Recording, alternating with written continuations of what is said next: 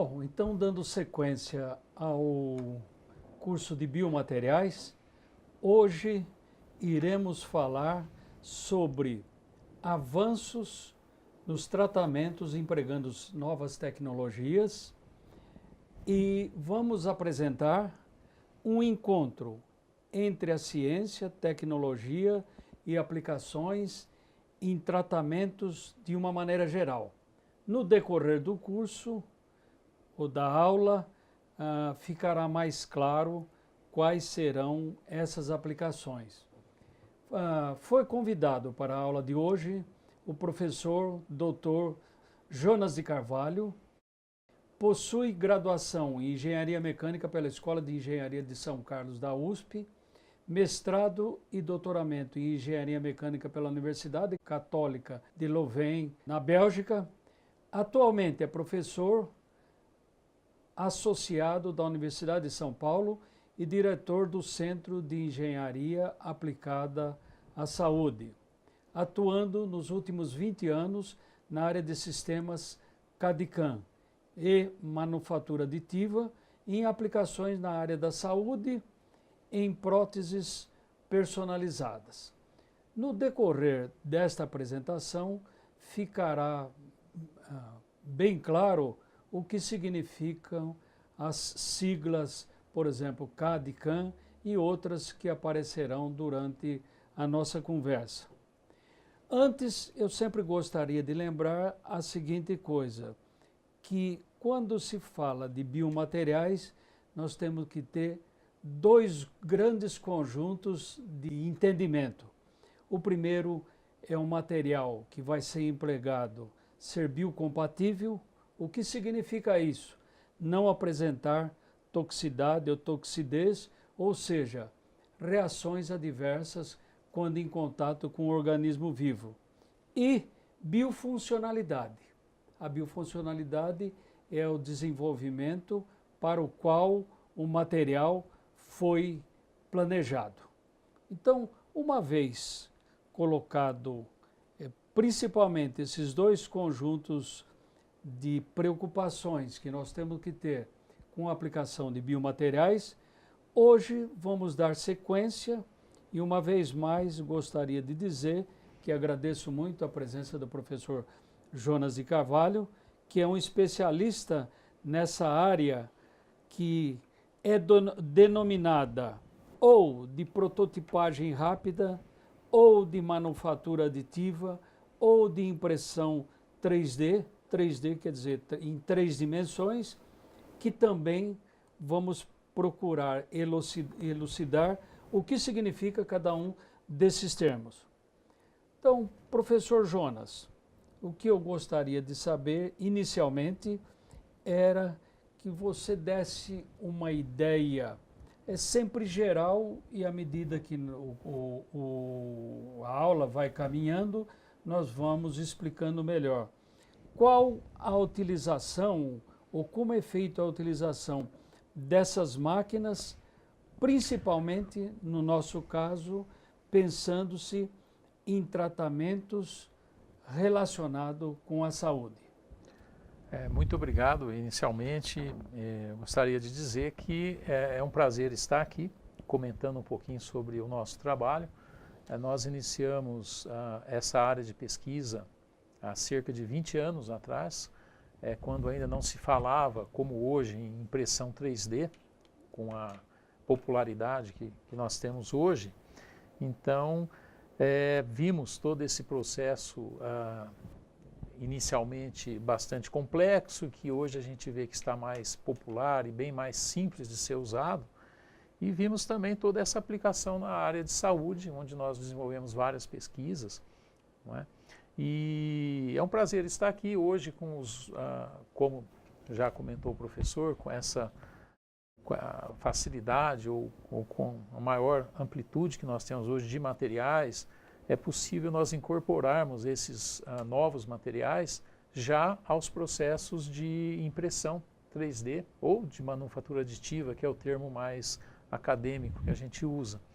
Então, a ideia é que nós possamos realmente, como eu vou procurar mostrar aqui em alguns slides, a partir de um exame do paciente, um exame digital, uma tomografia, nós geramos os modelos que hoje nós chamamos de biomodelos, geramos computacionalmente todo o projeto da prótese ou do implante que vai ser desenvolvido e a partir daí podemos imprimi-lo já no material adequado que possa ser diretamente implantado no paciente. Então, é uma tecnologia, eu poderia começar comentando um pouquinho sobre a tecnologia, como ela surgiu, para depois nós irmos para a área de saúde, não é? Então, comentando, eu vou passar para vocês rapidamente aqui uma definição, como a gente pode observar. Essa definição é uma definição já de mais de 20 anos atrás, é quando surgiu o termo prototipagem rápida. Então esse era o termo e o nome já diz, quer dizer, o que é prototipagem rápida? Era a ideia de você fazer um protótipo, né? Esse protótipo, que sempre foi usado na área de engenharia, era anteriormente feito manualmente, né? Existem ainda hoje as empresas que fazem modelagem manual, em madeira, em cera, em vários materiais, mas a ideia é que a gente pudesse fazer isso de uma maneira bastante rápida e de uma maneira automatizada, não é? Como que você explicaria, com um pouquinho mais de detalhe, o que é um protótipo?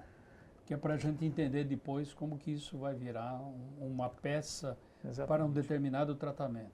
Exatamente. Olha, aí o protótipo, eu faria uma diferenciação nas duas aplicações. Na área de engenharia mecânica ou na área de engenharia industrial, o protótipo ele entra numa fase de desenvolvimento do produto em que você precisa de uma avaliação, seja uma avaliação estética, uma avaliação funcional, antes de você partir para uma produção definitiva. Então, um exemplo clássico aí na parte de peças que são injetadas, né, em polímeros, normalmente o que se faz é o protótipo antes de você tomar a decisão de investir no molde ou no ferramental que vai fazer a injeção daquelas peças, que é um processo bastante caro, quer dizer, os moldes são caros. Então a ideia do protótipo é você validar o seu projeto antes de você passar para essa fase de investimento final em ferramental, no caso aí da indústria em geral, automotiva, indústria de bens de consumo. No caso da área de saúde, o protótipo, né, que nós chamamos hoje de biomodelo, ele pode ser usado em várias etapas. Ele pode ser usado numa parte de planejamento cirúrgico, numa fase também inicial de visualização, em alguns casos, algumas patologias, a geometria que afeta principalmente ossos.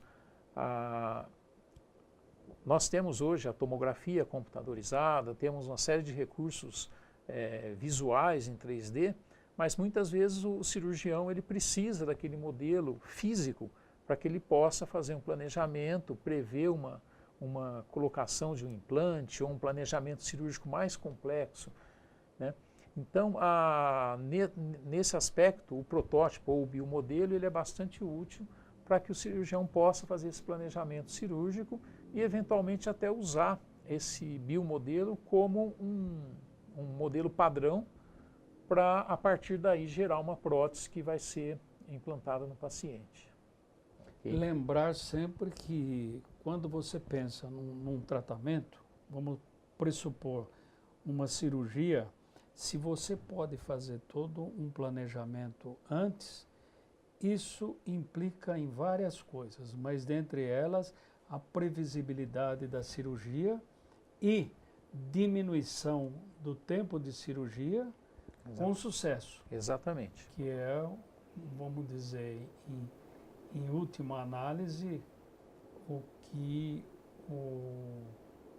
o paciente espera e deseja. Eu acho que seria interessante, nesse momento, mostrar um exemplo de desenvolvimento nesse sentido. Na verdade, nós podemos entrar um pouco mais em detalhes sobre o que está em cada etapa do processo de geração de um modelo, todas as etapas e todas as fases que nós temos que passar para se chegar numa prótese personalizada. Mas eu colocaria como exemplo um exemplo inicial ainda antes de ter um embasamento teórico, que nós podemos ver aqui eu vou projetar aqui na tela.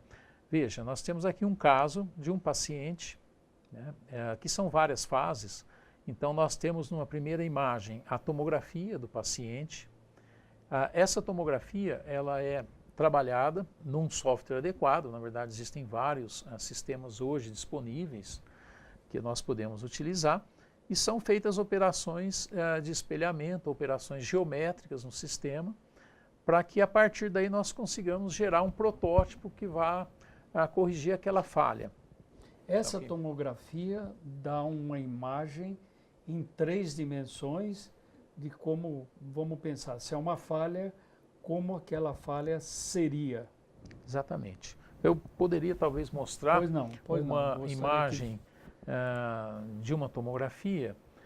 Veja, aqui nós temos os cortes. Na verdade, a tomografia trabalha com uma estrutura de fatiamento da região de interesse, que são os slices que nós chamamos. Então, na verdade, o que ocorre é que durante o exame é feito um fatiamento, né? Aqui você veja as imagens, né? São imagens tomográficas de um paciente com uma falha craniana. Hoje nós temos uma relativa facilidade em relação a alguns anos atrás. Alguns anos atrás era muito difícil você ter como abrir essas imagens, né? Os formatos eram formatos específicos do fabricante, então ficava muito difícil você conseguir ter acesso a essas imagens. Hoje nós temos já padrões adequados, né? O padrão DICOM, por exemplo, em que você consegue abrir essas imagens em vários softwares, vários sistemas, inclusive alguns gratuitos, que podem ser utilizados. A partir dessas imagens tomográficas, nós geramos um modelo tridimensional. Esse modelo tridimensional é o que vai realmente servir como base, né? Aqui nós podemos ver nessa imagem uma falha craniana de grande extensão, né? E nós, a partir daí, né, com esses dados, nós começamos o trabalho de gerar realmente a prótese ou a geometria, né, que vai corrigir essa falha. Tá, ok? Isso é um trabalho, né, que já tem sido bastante desenvolvido, e eu gostaria nessa outra imagem que eu vou projetar agora de comentar também a questão do planejamento cirúrgico. Então, olhando aqui, você vê, por exemplo, é um paciente que ele teve um trauma, né, foi um acidente. Então veja que existe uma falha que pega uma região aqui da órbita, uma região da região frontal aqui do zigomático. Então é uma cirurgia de alta complexidade. Então o que nós vemos aqui, essas operações que estão fotografadas aqui estão sendo feitas por um cirurgião, pelo próprio cirurgião que irá fazer a cirurgia posteriormente. Então ele está, na verdade, fazendo aqui uma cirurgia num protótipo. Então ele simula essa cirurgia numa fase anterior ao procedimento específico, o procedimento cirúrgico. Então tudo isso aqui é feito de uma maneira em laboratório, controlada, e aqui ele faz todo o planejamento das regiões que vão ser reposicionadas. No caso aqui houve um reposicionamento da parte da órbita, a questão do acesso, como ele vai fazer o acesso, o tipo de fixação que vai ser utilizada para se chegar numa correção final, né, de uma cirurgia complexa, num tempo cirúrgico muito menor. Quer dizer, o cirurgião ele pode se antever a todos os aspectos que vão surgir ali no momento cirúrgico, que tem várias outras aplicações, né, que a gente vai mostrar, e a partir daí ele tem não só um tempo menor de cirurgia, como tem também uma garantia melhor do sucesso dessa cirurgia, né? Quer dizer, historicamente, quando você tem que decidir isso no momento, pode acontecer em algumas situações de ter que fazer uma nova cirurgia para corrigir algo que no momento não pôde ser feito. Então aqui já se antevê a todos esses aspectos. Então é a redução do tempo cirúrgico, com isso de previsibilidade, não digo certeza, mas a quase garantia do que vai ser encontrado e do que vai ser feito, não é? Além de, lógico, com tudo isso você diminui o tempo do paciente na sala e diminui aí os riscos de infecção e de outros aspectos aí que estão envolvidos, tá, ok? Então, realmente esse é um grande avanço, né, que o primeiro caso nós fizemos aí há cerca de 16 anos atrás, foi em 2000, e hoje, felizmente, nós temos aí isso bastante difundido, muitos colegas já trabalhando, inclusive já entrando na rotina de alguns cirurgiões crânio, buco, maxila, bastante comum. Okay. Eu gostaria que você comentasse agora, de acordo com esse procedimento que você mostrou, é possível gerar o que você denominou de biomodelos. Exatamente. O que eu gostaria também que ficasse claro é que há um avanço nas informações. A aplicação é um momento depois, mas há um avanço nas aplicações e eu queria que você comentasse sobre o avanço da ciência se transformando em tecnologia da seguinte maneira: o que é efetivamente, além das máquinas, que avançou para que a gente conseguisse obter imagens melhores e conseguir trabalhar nessas imagens. Se fizesse um breve histórico, você até já começou a falar sobre as tomografias, mas se pensar, por exemplo, vamos pensar 20 anos. Há 20 anos, essas tomografias, você tinha dificuldades de transformar essa tomografia numa aplicação efetiva. Então, eu gostaria que você comentasse um pouco sobre isso, para que ficasse claro qual é a dificuldade, mas não só falar da dificuldade, sim, falar do caminho, como que foi sendo resolvido. Perfeito. Hoje, eu colocaria aqui talvez vou colocar uma imagem, né? Na verdade é uma série de imagens que eu vou projetar agora. Na verdade, tudo começa com a imagem tomográfica. Até alguns anos atrás, os tomógrafos, eles tinham softwares ou formatos fechados. Me lembro bem que há 15 anos atrás nós tínhamos dificuldade de ler os dados de um determinado tomógrafo, dependendo do fabricante, do fornecedor.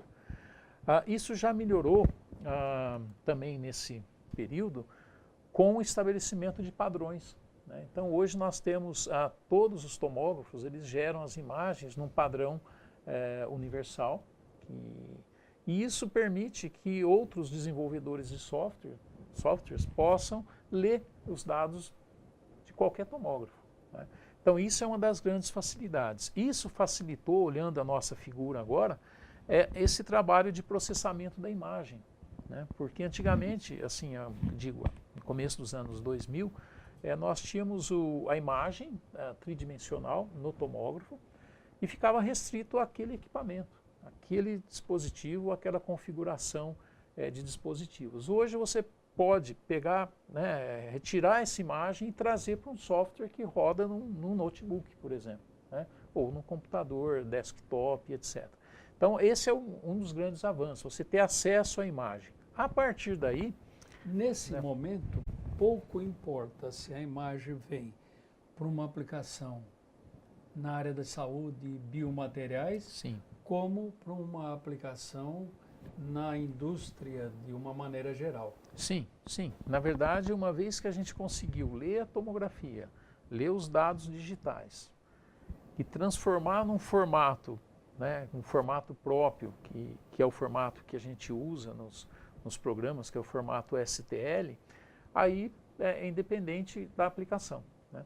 É lógico que esse software, né, os softwares que a gente usa hoje, inclusive alguns deles são os mesmos softwares da área de saúde e da área industrial. Né? Só que naturalmente aí eventualmente com alguns detalhamentos que, por exemplo, uma aplicação na área de biomodelo envolve uma geometria muito mais complexa. Então tem alguns detalhes, por exemplo, na tomografia, normalmente você tem porosidades na parte óssea, né? Coisa que numa aplicação industrial, que você faz o modelo, faz o desenvolvimento, você não vai ter. Então, existem algumas etapas que têm que ser executadas, eventualmente, nesses softwares, para corrigir alguns aspectos, mas isso é bem específico, né, da área de saúde. Né, mas são atividades mais ou menos já hoje bem conhecidas dos usuários. Tá, okay? Olhando aqui também nessa figura que eu estou colocando, então veja, nós temos o processamento. Esse processamento já permite uma interface com o sistema CAD. Só lembrando que o sistema CAD, o que é na verdade? É um sistema computacional de auxílio ao projetista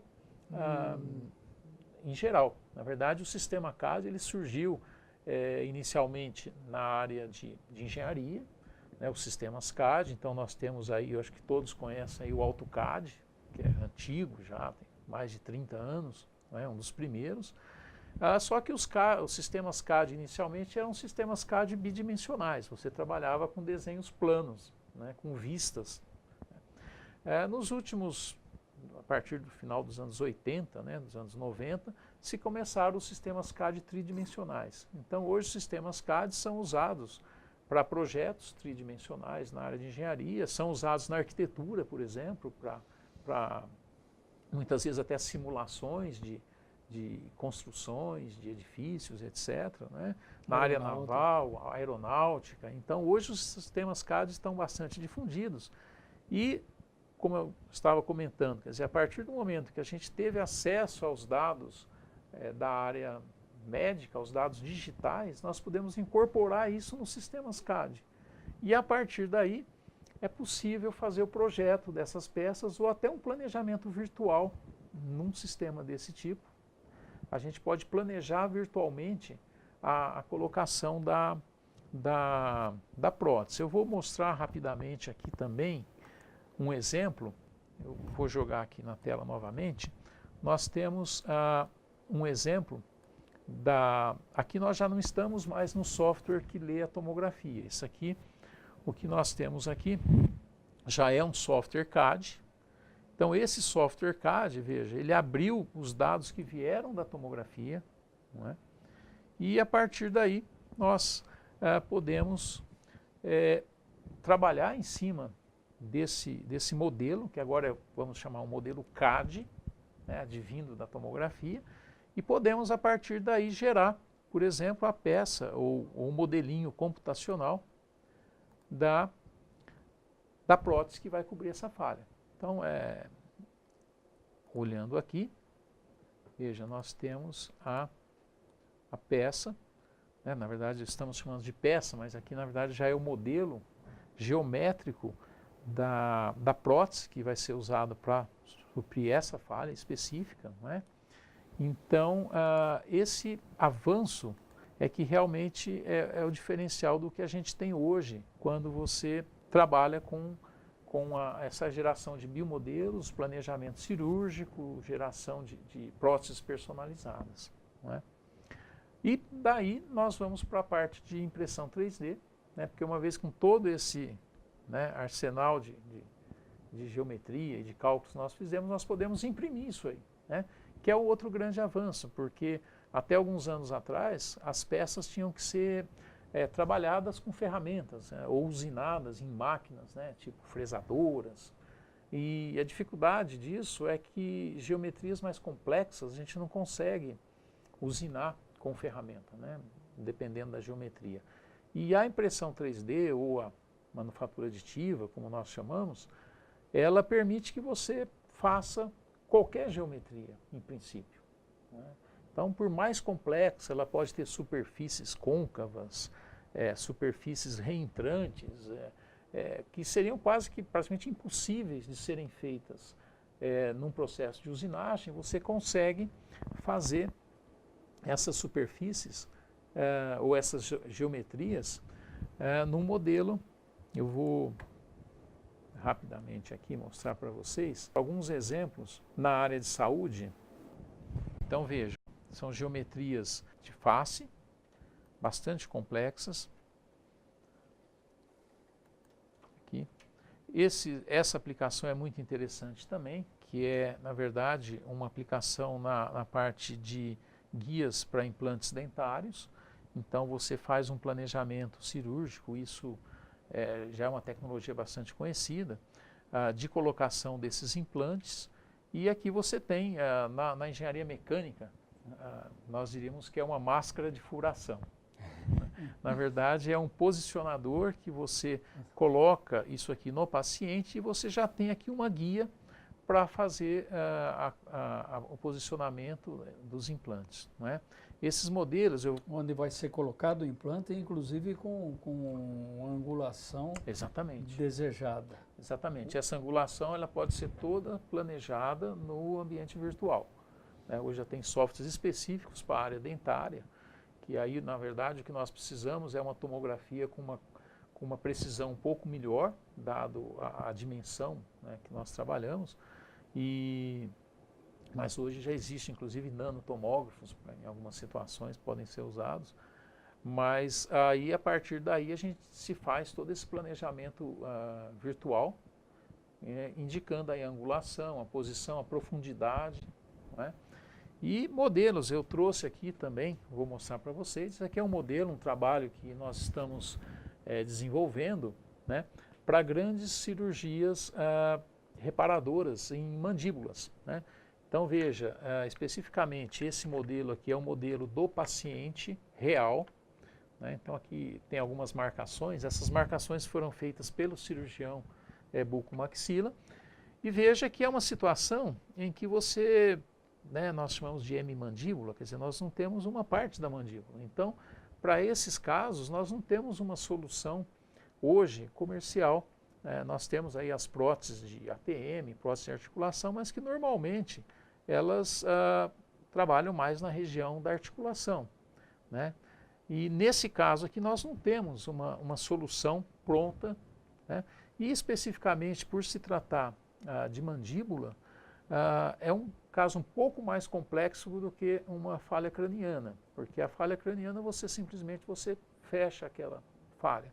Aqui você tem todo um problema de articulação, você tem um problema de mastigação do paciente. Tensões, né? Mecânicas. Tensões, as tensões são elevadas, quer dizer, os carregamentos na mandíbula, além da questão que a mandíbula também é revestida aí pelo tecido mole, e dependendo, aí entra bastante a questão do biomaterial. Quer dizer, dependendo do material que se coloca, você pode ter, na verdade, uma infiltração nessa prótese. Então é muito comum, muitas vezes em prótese metálica, algumas tentativas que já foram feitas, e que na verdade existe exposição da prótese depois de um tempo, ali o tecido mole, a própria gengiva, né, que nós estamos falando, ela vai realmente, por uma falta de circulação, todo um problema biológico envolvido, ela acaba expondo a prótese. E aí naturalmente ocorre uma infecção e ela tem que ser retirada. Então, no caso metálico, se houver a exposição do metal, o que poderá ocorrer é processo de corrosão. Sim. E esse processo, uma vez iniciado, ele avança e pode avançar inclusive com velocidades de corrosão diferentes. Sim. Então uma coisa que deveria durar, vamos pensar, 5 anos, pode entrar em colapso muito tempo, porque você tem que ter resistências às tensões aplicadas. Isso daí você faz um cálculo, dá para fazer uma previsão antes e dizer, bom, enquanto o material está íntegro, ele poderia aguentar tantos anos. No entanto, se você tem um processo de corrosão, normalmente é corrosão sob tensão, corrosão, você pode atenuar muito o tempo de vida do material e da sua aplicação e da função. Exatamente. Nós temos vários casos que já estudamos aí, sempre em parceria com os colegas aí da área clínica, né, bucomaxila, ortopedistas, que realmente ocorreu justamente isso, quer dizer, o paciente com 1, 2 anos teve uma exposição, no caso de prótese metálica, e ela teve que ser retirada. E aí você não tem uma solução. Uma solução que é muito comum aqui é se usar um implante, quer dizer, se retira o osso do próprio paciente e procura-se refazer essa parte da mandíbula usando placas, né? O problema é que esses, mesmo usando enxertos do paciente, eles são, na maioria das vezes, absorvidos. Então, nós já encontramos pacientes, por exemplo, que nós vimos as placas metálicas, os parafusos, mas não tinha osso. Era só, né? Então, teve que ser retirado também. E aí que eu acho que é uma grande perspectiva de desenvolvimento nessa área de materiais, porque eu diria que é o calcanhar de Aquiles, quer dizer, é um material que tem que ter resistência mecânica, naturalmente ele tem que ter biocompatibilidade, ele seria desejável que ele fosse ósseo integrável. Então é uma grande área que muitos grupos estão trabalhando e que nós realmente esperamos aí que dentro de pouco tempo se tenha essas opções. Existem algumas opções em polímeros, alguns polímeros que já estão sendo utilizados, ainda muitos em fase experimental, mas acredita-se que em pouco tempo a gente tenha uma solução nessa área. Tá? E, então, voltando aqui à questão da manufatura aditiva, quer dizer, da impressão 3D, quer dizer, é uma área totalmente nova, se pensarmos em 20, 30 anos de desenvolvimento, e que eu poderia agora mostrar para vocês talvez alguns exemplos de casos e comentar um pouquinho mais talvez da tecnologia. Isso, eu gostaria que você dissesse por que é impressão 3D ou por que é manufatura aditiva. Tá, ok. Eu vou rapidamente aqui voltar a uma definição inicial que eu havia colocado. Então, aqui no computador, essa definição que dizia justamente isso. Na época se falava prototipagem rápida, é a reprodução tridimensional de uma peça diretamente do sistema CAD ou do sistema computacional. Tá? Isso numa época que estava se começando o processo, quer dizer, cerca de 25 anos atrás. Não é? Hoje, a prototipagem rápida, que hoje na linguagem mais coloquial aí é a impressão 3D, a gente na academia chama de manufatura aditiva, lembrando que é um processo de adição de material. Então a grande diferença que nós temos hoje é que você adiciona o material em vez de subtrair, como ocorria antigamente nos processos de usinagem. Então essa definição aqui já é de 2010, é bem mais recente, eu diria que é recente, não é? 5 anos, 6 anos, e é a que nós usamos. Não é? E o princípio, basicamente, consiste em você fazer adição de camadas. Né? Então você, na verdade, computacionalmente, você tem que ter um modelo tridimensional, seja na área de engenharia, usando um software de projeto de engenharia, ou, como eu já comentei, a partir de uma tomografia, ter um modelo 3D. A partir daí, nós temos ferramentas para fatiar a sua peça. Então, sua peça é dividida em camadas, né? E essas camadas vão sendo depositadas umas sobre as outras. A gente até brinca um pouquinho, né? Diz que é como enfeitar bolo.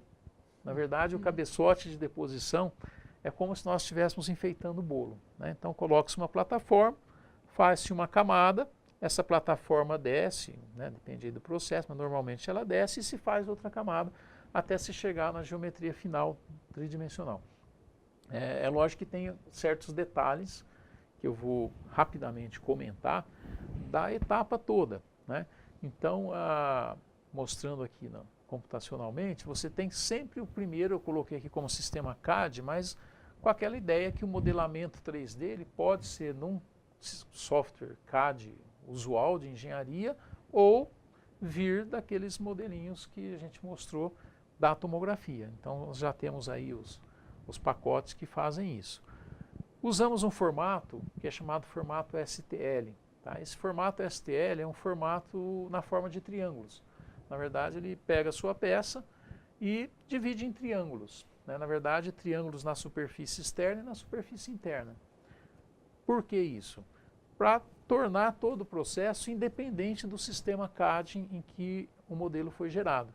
Então, a partir do momento que você tem o arquivo STL, é um arquivo padrão. Qualquer software, qualquer máquina de impressão 3D lê esse tipo de arquivo, independente do software CAD que foi gerado. Então esse é outro ponto bastante interessante, que é essa portabilidade, essa intercambiabilidade que nós temos hoje. Então, independente de qual CAD você estiver usando, são N fabricantes que nós temos, você já pode partir para a impressão. Existe uma etapa de planejamento também do arquivo, né? Então você tem que ver se o arquivo eventualmente ele pode ter erros, a orientação do objeto na hora de fazer o protótipo, né? Tudo isso tem que ser pensado, né? A fabricação propriamente dita, que aí entram as tecnologias de impressão 3D, que nós podemos comentar depois numa outra oportunidade, não é? Porque realmente tem N tecnologias, a gente pode falar mais especificamente. E, finalmente, o acabamento, né? O acabamento, ele também, na área de engenharia, ele é bastante usual, né? Você tem pintura, lixamento, etc.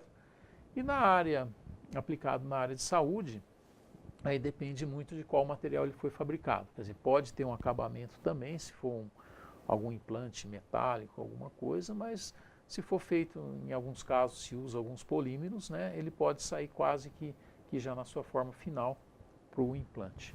Né? Então, esses são as etapas principais. E aí as aplicações, aqui eu estou colocando algumas aplicações na área de engenharia, não é? Protótipos funcionais, então você gera o protótipo, protótipos estéticos para você testar uma questão de marketing ou de design, insertos para moldes são também hoje já desenvolvidos, você pode fabricar um inserto que vai depois ser injetado. E hoje na área de saúde, então, que essa aplicação. E só um último parênteses antes da gente passar à frente. Na verdade, a gente já comentou a tomografia. De onde veio a ideia de se fazer os biomodelos? Como trabalha a manufatura aditiva, ou a impressão 3D? Nós temos várias camadas que vão sendo depositadas. A tomografia, ela trabalha exatamente da mesma forma. São imagens, então aqui se você olhar a nossa imagem, você tem na verdade ali o objeto e ele vai ser escaneado, aí, entre aspas, né, usando esse termo. E aí você tem várias fatias, várias imagens. Construído, escanear. Exatamente. Então a tomografia, na verdade, são esse conjunto de imagens. E aí, computacionalmente, esse conjunto de imagens gera um modelo tridimensional, como eu já mostrei no início.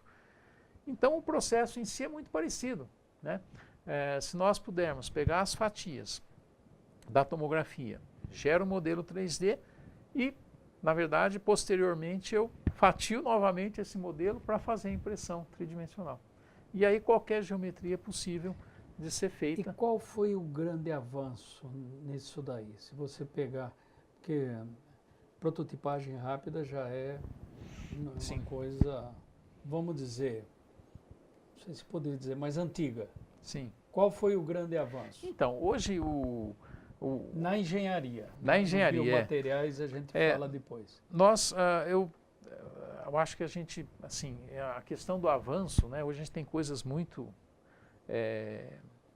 vamos dizer assim, quase que conceituais, mas ainda tem um nível de custo muito alto. Então, hoje, por exemplo, na área de engenharia, a Airbus, por exemplo, ela já tem uma linha de fabricação feita com máquinas de impressão 3D que trabalham em metal, que fazem peças em metal. Então, algumas peças hoje da indústria aeronáutica já são feitas por impressão 3D em ligas especiais.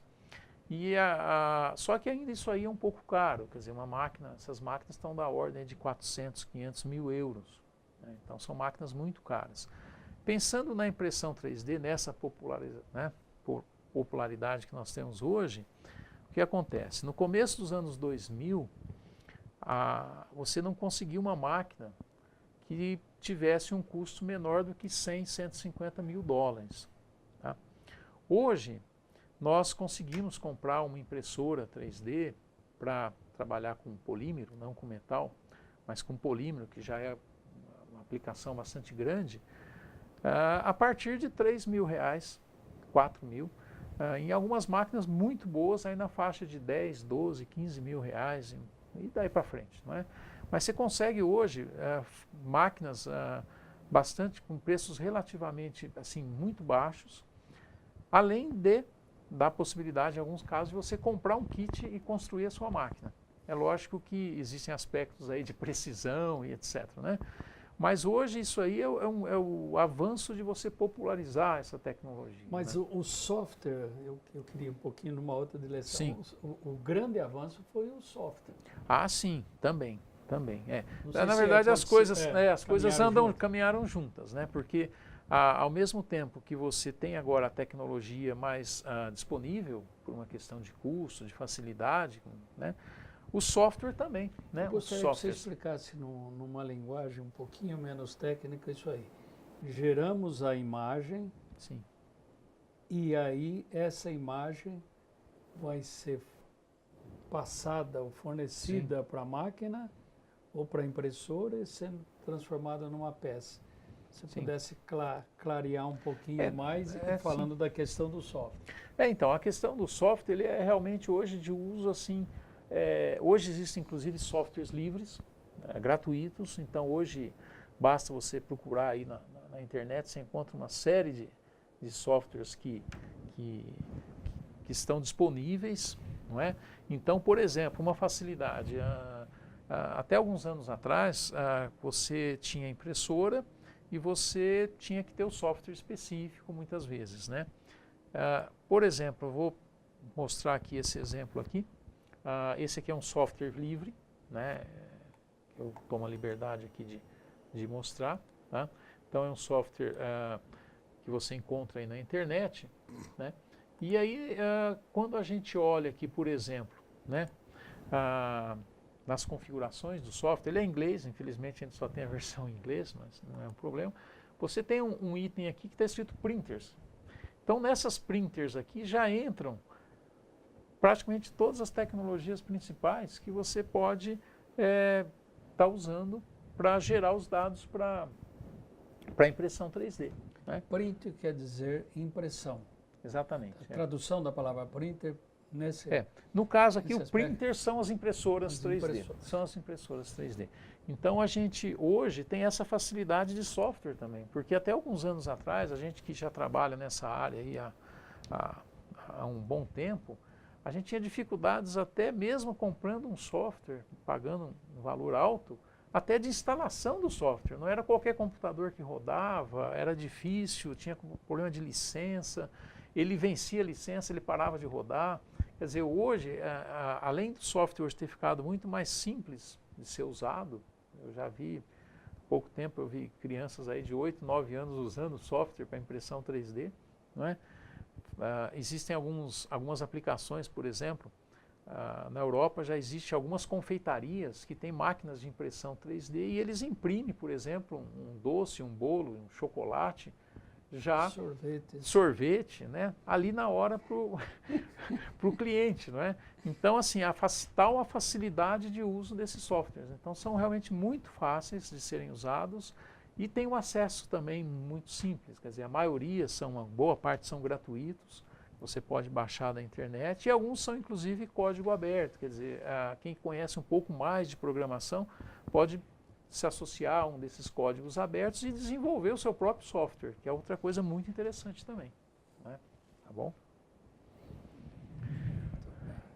Bom, aqui eu, voltando aqui à questão eu vou mostrar essa transparência, ela mostra realmente assim onde a gente poderia estar trabalhando, não é só para a questão voltando aos biomodelos. Tá? Então, a parte de comunicação, visualização, planejamento cirúrgico, implantes personalizados, tem várias situações, inclusive, que eu poderia detalhar um pouco mais na questão de desenvolvimentos. Né? Então, eu vou rapidamente mostrar para vocês aqui alguns exemplos. Esse exemplo aqui, eu sempre costumo colocar que foi o primeiro exemplo que na verdade foi o primeiro caso que nós fizemos, né? Esse aqui foi feito em 98, portanto já fazem quase 20 anos. Então, uma paciente com uma má formação, aqui são as imagens da tomografia, em seguida o modelo do tomógrafo, um tomógrafo Elsint, E aqui já esse modelo do tomógrafo já trabalhado e colocado num outro software da máquina de impressão, e aqui o protótipo, então, ou biomodelo. Esse caso, que foi feito há quase 20 anos atrás, foi um dos primeiros, inclusive, feitos integralmente no Brasil, ele foi usado apenas com planejamento cirúrgico. Não foi projetado nenhuma prótese, nada. Isso aqui foi para o cirurgião poder planejar qual seria o procedimento durante a cirurgia. A partir daí, vieram outros casos. Por exemplo, esse aqui é um caso de mandíbula, né? Então, uma paciente parecida, inclusive, com esse modelo que eu mostrei agora há pouco. Então, é um caso de hemimandíbula, você vê aqui na tomografia, né? E aqui todo o projeto que foi desenvolvido e, no final das contas, a paciente já restaurada. Essa cirurgia foi feita há mais de 15 anos e a paciente encontra-se, né, em perfeito estado de saúde, né, e com o problema corrigido. Então, aqui já foi um caso de projetar a prótese, né, foi um avanço, né, alguns anos depois. E devolver a função pro paciente. Exatamente. E aí, assim, tem toda uma questão... E a função e a estética. Exatamente, que são coisas... isso que eu ia comentar. Porque um paciente, aí tem naturalmente a questão, a função, no caso aqui de mastigação e etc., mas tem uma questão social também do paciente, que ele tem uma falha na face, né? Esse paciente, normalmente, ele fica um pouco mais acanhado, recuado, talvez pelo problema da falha. Então, ele socialmente também ele tem um ganho bastante grande. Esse outro exemplo aqui é um exemplo, vamos dizer assim, que hoje a gente diria que é um exemplo mais simples, que é parecido com o que eu havia mostrado, que é uma falha unilateral. Então, uma falha unilateral, dá para imaginar que você poderia gerar realmente essa prótese por operações de espelhamento. Então, nesse caso, você tem operações de espelhamento, tem alguns detalhes específicos. O que você chama de espelhamento? Espelhamento seria o seguinte, por exemplo, nesse caso aqui, nós temos a falha unilateral. Então, o espelhamento seria, computacionalmente, eu pego o crânio do paciente e viro ao contrário. Quer dizer, a parte boa do crânio... parte boa fica em cima da parte com a falha. Sim. E a partir daí eu tenho operações geométricas que eu consigo subtrair uma parte da outra e gerar um modelo. Tem alguns detalhes que isso não é tão automatizado, porque, na verdade, quando nós espelhamos, a simetria não é o homem não ideal. É simétrico, né? O ser humano. Exatamente. O ser humano não é simétrico. Então, tem alguns ajustes que têm que ser feitos nesse momento de se fazer o espelhamento. Mas aí são algoritmos que a gente já desenvolveu, nós temos aí um procedimento para fazer isso aí. Mas são casos assim bastante comuns hoje e que são relativamente fáceis de serem resolvidos. Uma outra situação, que eu vou mostrar aqui no vídeo para vocês novamente, é esse caso. Esse caso, veja, que é uma falha, estamos falando de falha craniana, é uma falha frontal, né? Então, uma falha frontal, aí complica um pouquinho mais em termos computacionais, porque nós não temos como espelhar, né? Eu tenho até um outro caso aqui na minha mão, que eu posso mostrar também. Essa falha, por exemplo, é uma falha frontal, né? Então, aqui, naturalmente, não tem a possibilidade de espelhar de um lado para o outro, né? E aí você precisa realmente fazer um trabalho um pouco mais específico, no sentido de você gerar essas curvaturas, concordar essas curvaturas, para poder gerar um modelo computacional, né? Só lembrando que a anatomia humana, ela não é baseada em superfícies ou geometrias padrões, tipo esferas, cilindros, etc., né? Então, são geometrias complexas, são superfícies complexas, né? Então, nós temos que, no caso, trabalhar com softwares de superfície para poder realmente ajustar essa superfície em função das curvaturas que vão ocorrer, que vão aparecer aí dependendo da falha. Um outro caso que eu poderia comentar com vocês também, bom, aqui é a mesma situação, né, uma falha de grande extensão, que pega toda a parte frontal, mais uma parte lateral do crânio. Então, esses casos são realmente bastante complexos, porque você tem que ajustar essas superfícies, não é? Garantindo aí o correto preenchimento da falha, né? Mas são também, hoje a gente já tem, como eu comentei, softwares que ajudam bastante isso aí, inclusive alguns softwares gratuitos que permitem esse ajuste. Tá? Uma situação também que eu gostaria de comentar com vocês, que é um exemplo de um paciente com um acidente de moto. Então veja que realmente existe um afundamento ali na região frontal, não é? E aqui você tem as etapas, a tomografia, não é? Aqui são apenas vistas, veja que é uma falha que avança ali na região superior ali do teto da órbita, não é? E aqui já são os protótipos, veja que interessante que nesse caso a gente consegue fazer um projeto que cubra a falha e eventualmente até ali na parte superior você vê que tem um afundamento. Uhum. Então a prótese ela cobre aquilo ali também, ela corrige aquilo, não é?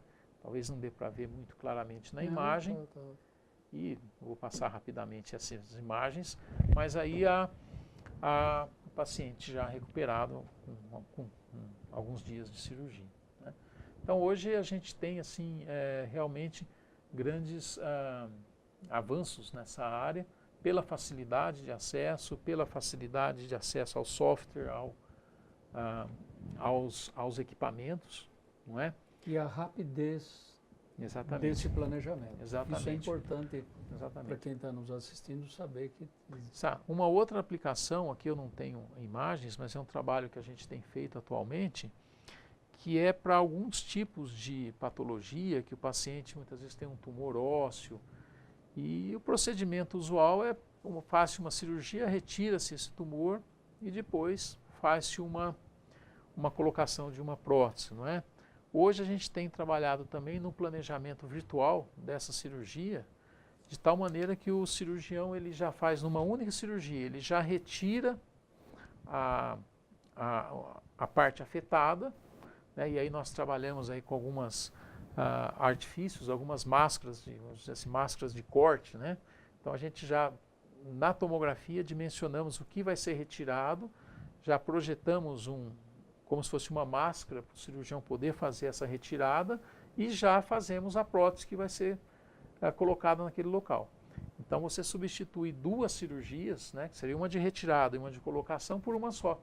Na mesma cirurgia já se retira e já se coloca a nova prótese. Então é outro ganho também em termos de tempo cirúrgico, planejamento, não é? Que é um trabalho que a gente tem feito. Ok? Muito bem. Eu queria falar um pouquinho também sobre uma outra questão, que é, no Brasil ainda é muito novo, mas a possibilidade de você poder planejar enxertos. Sim. Vamos pensar inicialmente em enxertos para odontologia. Perfeito. Isso pode ser aplicado de uma maneira geral para outros órgãos, não? Para ortopedia, por exemplo, mas vamos pensar na aplicação odontológica. Então, seguindo esse caminho, é possível, o profissional faz a tomografia, sim, manda essa imagem para um centro de prototipagem. Perfeito. Quer dizer, ali tem ainda que trabalhar sim, a imagem e tal. Uma vez feito isso, eu estou passando rápido porque sim, você colocou em detalhes. Uma vez essa imagem tomográfica sendo enviada para esse centro, o centro trabalha essa imagem e em seguida manda a informação para as impressoras ou para a impressora 3D, sim, e ela faz a impressão do enxerto, sim, de acordo com aquilo que foi planejado, mas mais ainda, esses enxertos são feitos de fosfatos de cálcio, a grande dificuldade que eu gostaria também que a gente comentasse um pouco, é que você tem que fazer a peça, então, é o enxerto. Você tem que fazer uma peça que, além de ter biocompatibilidade e biofuncionalidade, ele tem que ter resistência mecânica para ser colocado no local e, vamos dizer, se a funcionalidade cumprir a função, ou seja, ele não pode, normalmente esse material é um material frágil, ele tem que continuar íntegro para permitir a possibilidade de crescimento de órgão, de osso no local. Quer dizer, quem faz crescer osso é sangue, mas para que isso vire osso, você tem que ter uma estrutura adequada. Então, essa é um trabalho que, com o seu auxílio, nós estamos desenvolvendo na Unesp e imagino que possa representar um avanço muito grande em tratamentos, principalmente levando em consideração duas coisas: a previsibilidade, novamente, da cirurgia, da aplicação e o sucesso disso. Sim, hoje eu até não comentei muito, dado a especificidade, né? Mas hoje nós temos também ferramentas computacionais para simulação de carregamento e de esforço mecânico, não é? Então, particularmente, é uma área que eu trabalho já há alguns anos também, até antes da impressão 3D, que são análises, por exemplo, por elementos finitos, em que a gente consegue, dado o tipo de material, a estrutura do material, nós conseguimos verificar, em termos de carregamento, né, que seja um implante dentário, ou que seja mesmo uma parte de mandíbula, né, que nós temos ali esforços elevados, dimensionar como que aquele implante ou aquela prótese vai, em função do material, vai trabalhar. E a partir daí, inclusive, projetar a espessura desse material, a constituição, o comprimento, e inclusive a fixação, né? Como que ele vai ser fixado, né? Então, essas ferramentas computacionais, elas ajudam bastante a gente. E um ponto que eu também gostaria de chamar bastante atenção é a questão de nós conseguirmos imprimir no material do implante já diretamente, né? Ainda hoje, a maioria dessas máquinas que a gente comentou, que estão baratas no mercado, etc., elas fazem materiais que na sua maioria não são ósseo integráveis ou que não são biocompatíveis, né? Na grande maioria, né? Tem exceções, né? E a questão hoje é desenvolver esse material, que na verdade já existem alguns materiais aí, vamos dizer, candidatos a cumprir essa função, né? O professor conhece a fundo isso aí, mas a questão hoje é incorporar esses materiais, o processamento desses materiais numa impressora 3D. Então, temos várias tecnologias, várias maneiras de trabalhar com fusão de material, com deposição, com injeção de aglutinante de material, com seringa, né? E então a questão assim hoje é realmente desenvolver essas impressoras com precisão adequada para se fazer, por exemplo, um implante dentário, né, que é uma peça que exige um certo nível de precisão, já no material que seja a base de fosfato, né,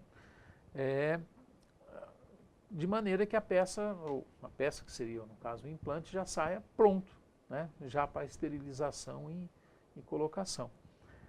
Lembrando também que, até me avançando um pouquinho, que nesse processo, como a gente vai colocar o material, você pode colocar o que você quiser ali naquele, né? Então, por exemplo, hoje já se coloca células-tronco, né? Então é um outro caminho também de você injetar junto com o material células-tronco do paciente, e aí você passa a ter outro universo aí de aplicações, né?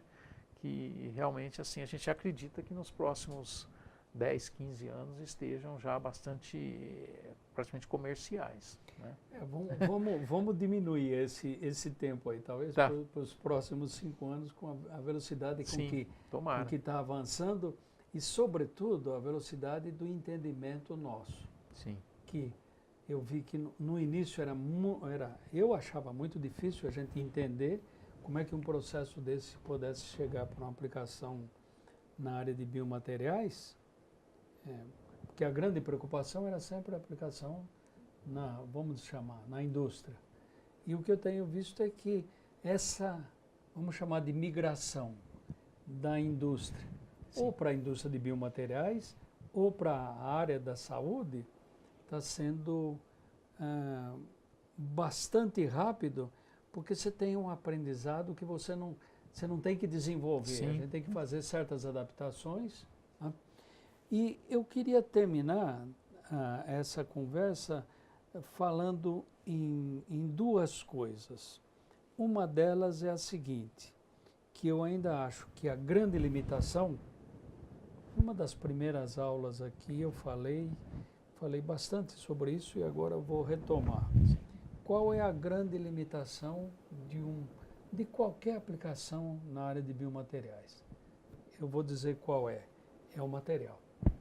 Sim. Porque por mais que ele satisfaça o conjunto, vamos dizer, de propriedades, não é características. O pessoal acha que é característica, não, é de propriedades que ele tem que ter para cumprir a sua função dentro do organismo vivo.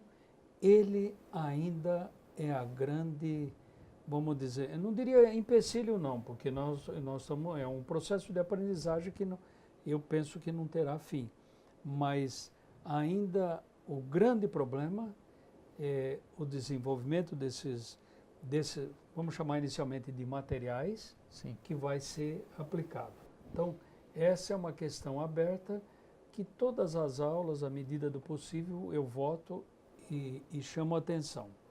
E uma segunda questão, que pode ser que seja, não sei se é a primeira ou é tão importante quanto, como que você vê a evolução do preço, na verdade, era a evolução do abaixamento do preço, sim, abaixamento, do processo e depois da aplicação. A gente poderia perguntar posteriormente para um profissional da área, mas tá,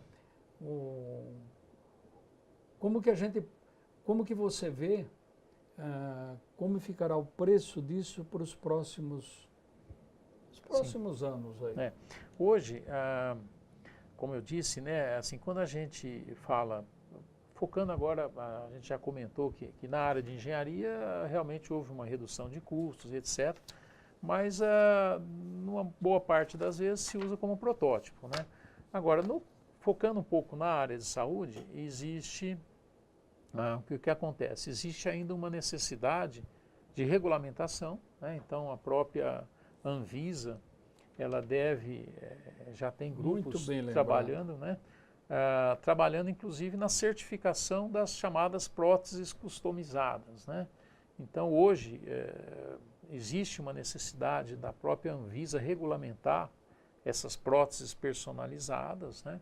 Existe todo um processo, né, que você tem que inclusive regulamentar até o software que se usa, né, naturalmente, para você ter uma garantia que o que você está fazendo é realmente o que o paciente precisa, mas isso são tratativas que já estão sendo feitas, né? Então existe essa necessidade de regulamentação e ainda hoje, como, né, os materiais, né, existem já biomateriais, algumas coisas em desenvolvimento, que é o grande, vamos dizer, quase que um calcanhar de Aquiles, né? Mas ainda são poucas máquinas que conseguem fazer nesses materiais, né? É um trabalho que nós, como pesquisadores, temos que levar adiante. Existe uma linha que trabalha com metais, só um dado importante, estamos, né, aqui já quase no final do ano, a informação que nós temos que desse ano, ano passado, essa indústria de impressão 3D na Europa e nos Estados Unidos é uma indústria que cresce cerca de 20%, 25% ao ano. E essa é uma informação que foi me dada por um representante de uma empresa alemã que esteve aqui esses dias. E esse crescimento é motivado por duas áreas. A área aeronáutica, né, então as grandes empresas, né, aeronáuticas, e a área de saúde. Olha, Então o crescimento que tem isso é na área de saúde. Então hoje ainda no Brasil a gente não tem empresas que fornecem esse tipo de serviço específico, né, com as devidas regulamentações aí para a saúde, mas na Europa, nos Estados Unidos já é bastante comum se fazer esse procedimento que o professor comentou. Quer dizer, você tem um problema, você pode inclusive desenvolver o seu implante, ou o seu guia de implante, ou a sua prótese, e você já tem uma disponibilidade de birôs ou escritórios de serviço que fazem aquela peça e te devolvem, né? Então você manda lá o protótipo de uma peça, uma placa de fixação específica e ele já te devolve. Como é personalizado, isso ainda hoje tem um custo maior do que quando você compra algo padrão, né? Então você compra algo que a gente chama de prateleira, né, que a indústria produz em quantidade, então ela acaba reduzindo os custos de ferramental, etc. Ainda hoje, esse trabalho do material personalizado, ele é mais caro, mas deve cair nos próximos 5 anos, com certeza, né? Pela facilidade da tecnologia, né, como todos, né, isso aconteceu aí já há alguns anos atrás com máquinas comando numérico, né, que eram muito caras, caríssimas, né? Hoje já é uma coisa quase que comum, né, usual nas indústrias, né? Então isso vai acontecer. A gente viu acontecer com impressão 3D, como eu disse, no começo dos anos 2000, uma máquina de produção, uma máquina mais profissional, não custava menos que $100.000, né? Hoje uma máquina equivalente dá para comprar por 30 mil, uma máquina de produção, uma máquina com qualidade mais garantida, não é? Então, $100.000, $30.000, né? Então dá uma diferença aí de quase 1/10, né, em valores. Então isso vai acontecer também na área de saúde. Eu espero que seja rápido, né, que ocorra rápido aí, porque toda a população vai se beneficiar. Quer dizer, isso nós falamos aqui, focamos hoje muito a parte de buco, né, maxila, crânio, né? Mas se pensar, por exemplo, na parte de quadril, né, que hoje, né, se trabalha com próteses a tamanhos padrão, pequeno, médio, grande, alguma coisa assim, ou uma faixa um pouquinho maior, você vai poder projetar uma prótese de quadril específica para aquele paciente, para aquela anatomia, para aquela necessidade. Então, com isso, você atende muito melhor, né? Assim, que nem eu estou falando de quadril, mas a mandíbula também, que são próteses que, na verdade, exigem toda a questão de osteointegração, de biocompatibilidade, etc., mas ela tem uma função também de movimento, né? Tá? De carregamento, né? Então, próprio, né, no caso do quadril, a pessoa se locomove, a pessoa anda, o joelho, que é outro exemplo aí bastante colocado, né, que também a mandíbula, né? Então espera-se que em pouco tempo a gente, né, e não podemos esquecer também, professor, de uma outra aí, é um pouco até uma visão futurista, né, que é a possibilidade de impressão de órgãos, né? Então toda essa área que a gente está comentando aí de uso da impressão 3D na área de saúde, hoje a gente tem usado um termo bastante comum que é biofabricação, né? Então, fabricação usando essas tecnologias. E os mais visionários aí preveem que a gente consiga, dentro de algum tempo, imprimir alguns órgãos, por exemplo, um fígado ou um rim, né? E é lógico que precisa-se de um certo desenvolvimento para se chegar nisso, mas já tem grandes centros aí mundiais que estão trabalhando nessa linha, de imprimir um órgão. Então, hoje teoricamente, mas dentro de algum tempo vai ser possível imprimir um tecido, a pele, né? Já existe pele artificial feita por esse processo, mas um órgão bem mais complexo, como um rim ou um fígado, ainda demanda algum tempo, mas é o futuro, né? Tá bom? Muito bem, agradeço então ao professor Jonas e o seu grupo de manufatura aditiva espero que a nossa interação seja, vamos dizer, a melhor possível Com certeza. e que, de alguma maneira, tanto esse curso como os trabalhos que a gente possa fazer junto caminham na direção Sim, de atender o paciente. sim, E eu sempre tenho a grande preocupação num preço que seja possível, Sim. ou o paciente pagar, ou SUS, sim. de alguma maneira isso chegar ao final da cadeia, que é Perfeito. atender Sim, um paciente. sim. Muito obrigado, então. Tá, eu que agradeço a oportunidade, fico à disposição. Só convidando também todos os interessados aí, de repente, a nos visitar aqui na USP. Hoje nós temos o Centro de Engenharia Aplicada à Saúde, né? Então, esse centro, a função dele é justamente agregar pessoas das diferentes áreas da engenharia, né? E também da área de saúde. Temos já parceria com vários hospitais e clínicas.